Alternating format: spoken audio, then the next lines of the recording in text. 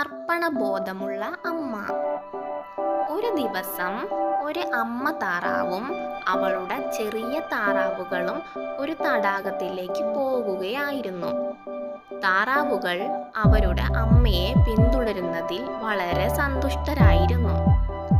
പെട്ടെന്ന് അമ്മ താറാവ് അകലെ ഒരു കുറുക്കനെ കണ്ടു. അവൾ ഭയന്ന് അലറി, "കുട്ടികളെ, തടാകത്തിലേക്ക് വേഗം പോവുക, ഒരു കുറുക്കനുണ്ട്."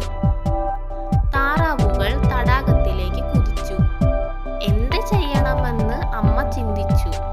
പിന്നെ അവൾ ഒരു ചിറക് നിലത്തേക്ക് വലിച്ചുകൊണ്ട് അങ്ങോട്ടും ഇങ്ങോട്ടും നടക്കാൻ തുടങ്ങി. അർപ്പണബോധമുള്ള അമ്മ രണ്ടു കുറുക്കൻ അവളെ കണ്ടപ്പോൾ അവർ സന്തുഷ്ടനായി. അയാൾ സ്വയം പറഞ്ഞു, "അവൾക്ക് മുറിവേറ്റതായി തോന്നുന്നു, പറക്കാൻ കഴിയില്ല.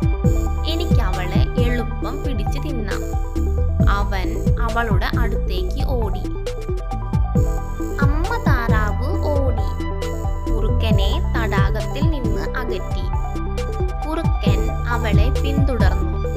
ഇപ്പോൾ അവന് അവളുടെ താറാവുകളെ ഉപദ്രവിക്കാൻ കഴിയില്ല. അമ്മ താറാവ് അവളുടെ താറാവുകളെ നോക്കി. അവ തടാകത്തിൽ എത്തിയതായി കണ്ടു. അവൾക്ക് ആശ്വാസം തോന്നി. അതിനാൽ അവൾ നിർത്തി ഒരു ദീർഘശ്വാസം എടുത്തു. അവൾ ക്ഷീണിതയാണെന്ന് കുറുക്കൻ കരുതി. അവൻ അടുത്തെത്തി.